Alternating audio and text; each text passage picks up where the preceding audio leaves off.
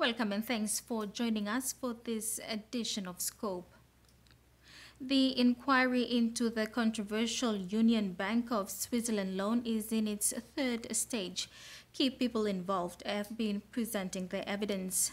Prime Minister James Marape, Treasury Secretary Dari Vele, Kumul Petroleum Holdings Limited, Managing Director Wapusonk, former Oil Search CEO Peter Botten, and former Director of Oil Search Limited, Geria Aupi, presented their evidence before the commissioners. The Commission of Inquiry into the Union Bank of Switzerland loan has progressed into its third stage of oral evidence presentation by key people involved in the controversial $1.3 billion loan deal. The UBS loan deal was headed by the former Prime Minister Peter O'Neill in 2014. Under the deal, PNG borrowed $1.3 billion from the Union Bank of Switzerland to buy a 10% stake in ASX-listed Oil Search. The highly speculative transaction went bad when Oil Search shares fell sharply in late 2014 and PNG was forced to sell out. Kumul Petroleum Holdings Limited Chairman Wapusonk revealed at the inquiry that the country lost $576 million in just under 4 years. That's more than 1.9 billion kina. So how much was paid out of the state's revenue from the PNG LNG project to UBS to repay the loan? It's the $432 million that I have spoken about, all up, start to finish. That includes fees, interest, the bridge loan payout, all that put together. And we did get some interest back, so net loss in the whole transaction is about that much. Okay.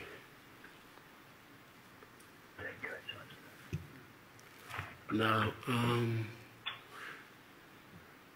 then that's 432 million is a long way off from the loan that UBS provided. How did UBS recoup the balance of its loan plus interest and so forth?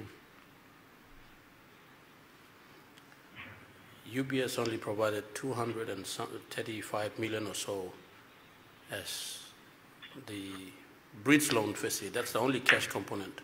The rest of it was in the form of collar. Yes. The collar was a loan too, is it? Collar was a loan, and we only paid interest. I'm trying to establish how much was UBS paid in that period. On average, loans about interest is about 30 million per year, roughly.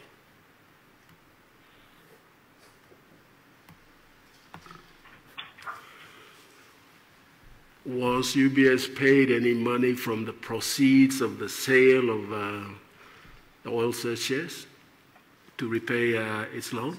No, they sell the shares. They kept the shares. The calls and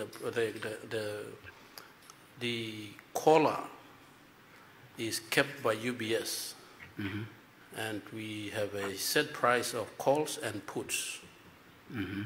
So basically, what happened is that the collar is, the parcel of shares were never held by us. It was never owned by us. It was just a promise that we will pay at the right time. But UBS kept it. And we only paid the interest. And we renewed it every 6 months, every year, until such time the price came down. And we decided to sell. So we never actually owned the shares. I think people need to understand that the collar, the shares were never owned by us. It was always with UBS.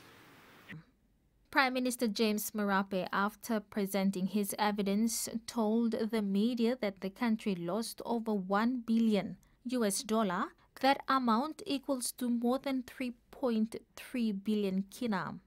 From my record, from what was directly lost as well as indirectly lost, and opportunity cost associated with this one, we lost over $1 billion to $2 billion in the process of the UBS transaction.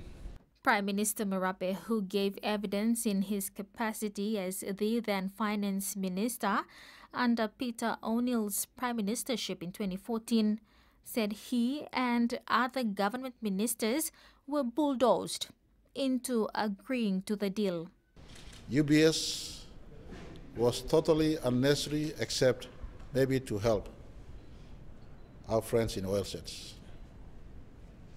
Friends of Papua New Guinea as they employ Papua New Guineans, they're in Papua New Guinea. However, it was not necessary. It wasn't a life or death situation for us.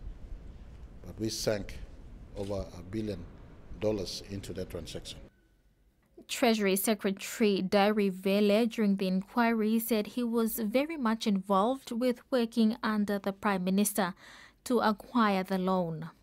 Is it fair to say that when the closer one came to the NEC decision of the 6th of March, it was very much you reporting to and working with the Prime Minister on the UBS deal rather than with a broader group of ministers? That's fair to say, Commissioner. Yes. And again, just to be fair to you, that may have created some practical problems because your own Minister, the Treasurer, wasn't always taken into the Prime Minister's confidence. Yes, that's an issue for the Prime Minister and the Treasurer. Counsel assisting the Commission, Dr. James Renwick, asked that the approach by Peter O'Neill to work directly with him instead of Treasurer Don Pollier might have created some problems, as Pollier has not always taken O'Neill's confidence. Secretary Vele answered, saying that that was an issue between the then Prime Minister Peter O'Neill and Treasurer Don Pollier. Pollier was sacked as the Treasury Minister when he refused to sign the deal on the stance that Papua New Guinea should not take part in what he described as a highly speculative deal. Another key person is former Oil Search Limited Director Geria Aupi, who revealed that the 10% equity to buy shares from Oil Search was put forward by O'Neill and not Oil Search Limited. When the Commission questioned if PEC LNG, headed by Carlos Civelli, had an input in fixing the 10% equity share price, Aupi responded that he had no knowledge of it. 7 years on since the controversial deal, the country is at the crossroad, pumping in millions of taxpayer money to investigate an ill decision made by the 2014 government. Moresby, however, said the inquiry is not a waste of time and resources. He said after the inquiry is completed, those involved will be prosecuted. This inquiry is not time-bound. I want to encourage people of Papua New Guinea. It may seem that we're consuming time and we're spending resources. But this is to establish one fact, and that is that no system of government must be used to siphon of people's resources. Because I will not stop at this. We will look into criminal intent. We will look into money laundering. We will look into people benefiting personally from these sort of schemes if they taken place. And further details will come out. And this is part of a process so that Papua New Guinea government system must not be used by one or two persons in positions of authority to siphon off millions of kina for our people. The country lost substantial money in 2014. The country deserves to know what has happened, and for those of us who had a role in this one, including me, we deserve to pay a price for it. This inquiry, unlike the Ombudsman inquiry that has just a leadership space and interest, this inquiry has a criminal prosecution intent to it. When we come back, Moresby Northwest by-election concludes with the declaration of Lohia Boye Samuel as MP.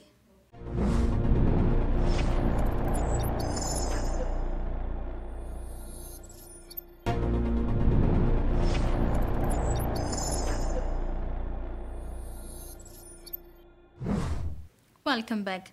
Less than a year before the country's national general elections, the Papua New Guinea Electoral Commission on February 25th was issued writs for the Moresby Northwest by-election by Governor-General Grand Chief Sir Bob Dadai. Initially, nominations were scheduled to close on March 4th with the return of writs on April 29th. This was delayed due to the second surge of COVID-19 cases in the country and the mourning period for the passing of PNG's founding father and first Prime Minister, Grand Chief Sir Michael Somare. A further delay was caused by the PNG Electoral Commission's failure to coordinate with police on June 4th. Polling took place at 126 locations. After 3 weeks of primary counts, quality checks and eliminations, Lohia Boya Samuel was declared member-elect for the Moresby Northwest electorate after the 39th exclusive in the by-election eliminations on June 24th. The Motu Koitabwan topped the tally with 25,185 votes, bypassing the absolute majority of 23,249 votes. In Papua New Guinea, when a vacancy occurs more than a year before the return of writs for the next general elections, a by-election is required. A by-election is held between general elections to fill a vacancy caused by resignation or death. In December 2020, the passing of former Prime Minister and member for Moresby Northwest, Sir Mekere Morauta, created the necessity for a by-election. On February 25th, the issue of writs and nominations for candidates opened. By close of nominations on March 4th, 42 candidates were nominated. Among them, one woman, Anna Kavanagh, the former secretary for the Department of Community Development. The 3-week by-election process was marred by allegations of ballot tampering, voter intimidation, and other forms of electoral fraud. To some extent, maybe there's just mere allegations. In every election, people have their own interests and people have their own assessments on everything that is done. Pick up on 1 or 2 weaknesses and capitalize on that. Well, that's okay. That's corrections to some people, but we also have to work together to assist every one of us, like we are doing. We try to assist people to exercise the democratic right, as well as the people. We expect them to also support us to assist us by way of contributing constructively towards achieving the purposes of elections. Tensions ran high at the primary counting wards, with scrutineers walking off posts and heated exchanges with election officials. Wanted by the union out already, and then it's after an hour 30 minutes or so. And you're returning officer, you call him, we asked you to call him to come, then he brought this one together. One such incident resulted in ballot box 69 being disputed, thus forcing returning officer Desmond Timiyaso to dismiss the ballot box. The disputed box arrived at the Waigani police station polling location with the seals absent. Scrutineers were adamant the box be dismissed.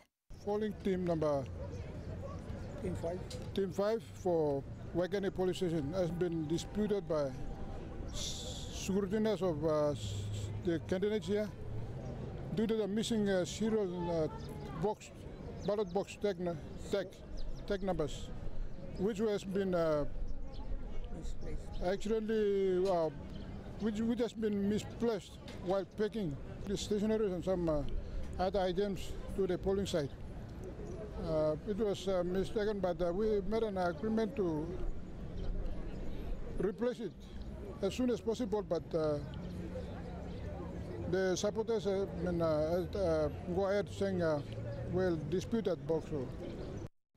With the conclusion of primary counts, unpaid allowances caused police personnel engaged in the by-election operations to leave their posts, refusing to provide security and scrutiny for the quality checks that were to commence. Another day of delay was caused also by the same issue of unpaid allowances, this time for polling and counting officials. For me, it's a successful election, although we dragged on for so long. dragging on was necessary because we had to also consider their interests because they are the stakeholders. They are a party to the whole process.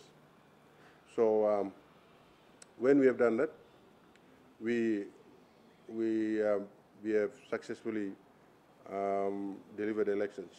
If we continue to drag and continue to bulldoze and without regard to any of those participants, then it is not a greater way of managing any government services. However, despite the hindrances, the Electoral Commission, led by Simon Sinai, managed to pull off the by-election. On June 24th, Lohia Boy Samuel was declared member-elect for the Moresby Northwest electorate after the 39th exclusion in the by-election eliminations. This brings to conclude the signing of the writ. Congratulations, member-elect.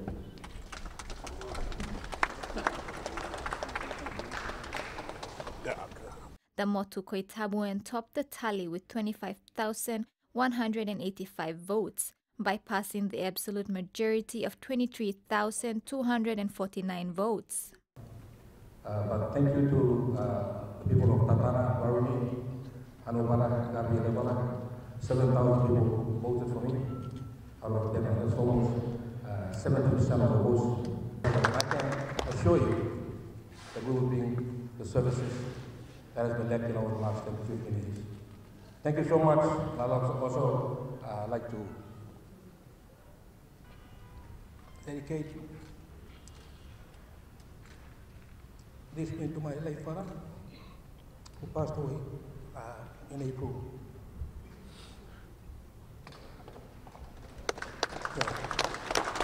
And also to my two brothers, Rahul. Thank you so much, everyone, for turning up and witnessing this very important occasion for the people of Northwest and for the long-suffering people of Motokoita. Thank you so much.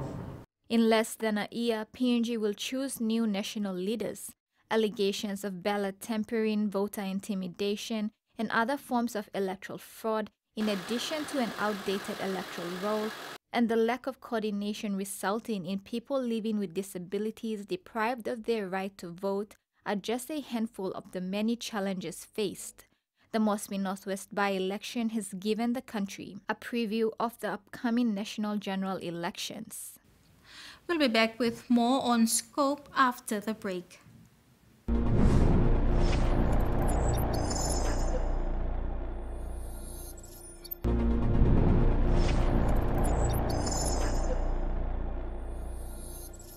Welcome back to Scope. Seems there is no end in sight for PNG Power Limited issues since new Managing Director Flagon Baker resigned a week ago today after being in office for just 9 months. Baker was said to have resigned for personal reasons.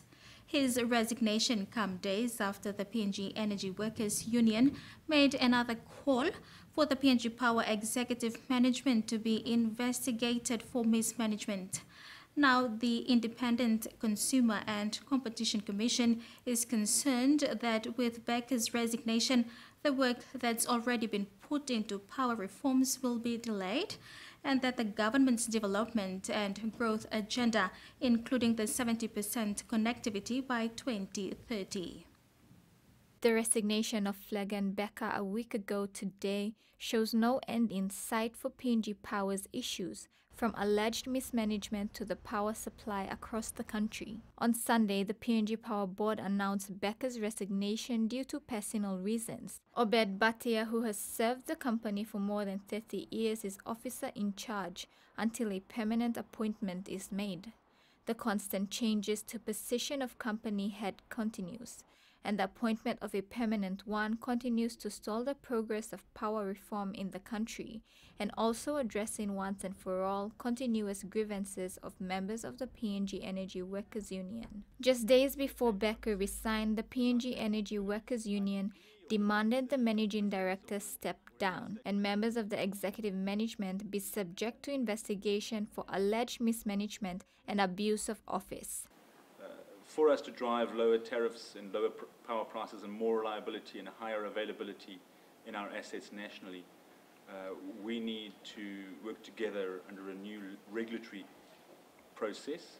Since Becker stepped into the role of managing director, he dove right in to bring about reform for cheaper and affordable power, not to mention enough regular power to individual households. He said the reforms are needed to save the company when responding to fears that the refocused strategy that the company is embarking on will jeopardize jobs. If we don't make changes, this company will not survive. It's very simple. We're spending more than we're earning, and that's not sustainable. The lights are going out. It's a company that needs to change. So our priority is to do the right things for the business. For our employees, refocus is an opportunity to work in different parts of the country where the business needs you. So it's always, I keep on saying, it's the right person in the right place, at the right time. So what I mean by that is I want people to work in a role they're suited to, but where the business needs them. We can't have everyone working in Palm because there's Gazelle, there are other parts of the country, there's WeWack that needs engineers, say. Right? So refocus is first and foremost by putting the right people in the right place geographically. The union had raised concerns about this new reform initiative, saying it would overstep the Enterprise Agreement 2019 to 2022. At the partnership day, Becker said PPL needs to find new sources of revenue. I'm proposing to start a business, and we've started already, to put rooftop solar, for example, on all government buildings, for example. Right? That helps the government, it's renewable, and it creates an extra revenue stream and employment for our employees.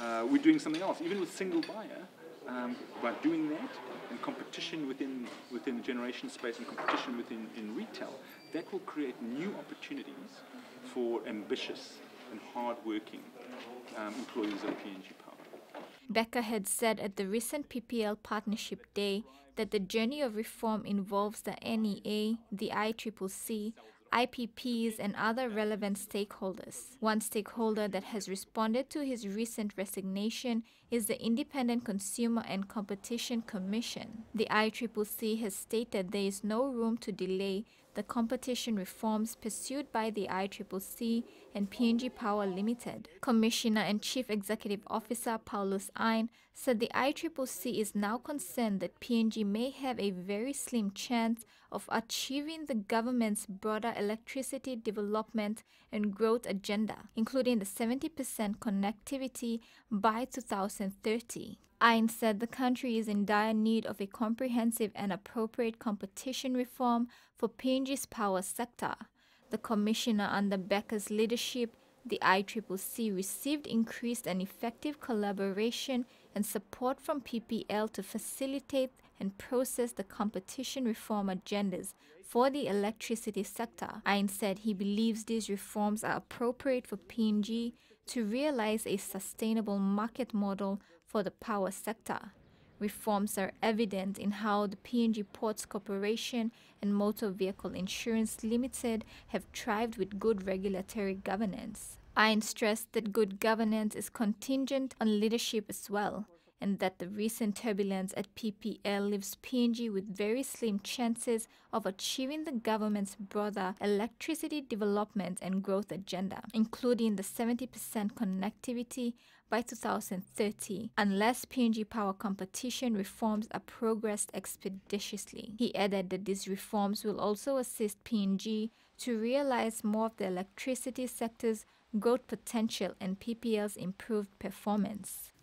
That ends another episode of Scope, a kind reminder to apply simple measures to prevent the transmission of the coronavirus. Regularly wash your hands with soap and water, cough or sneeze into your elbow, and exercise social distancing. If you are feeling sick, please stay at home. You can also call the COVID-19 hotline number for more information or assistance.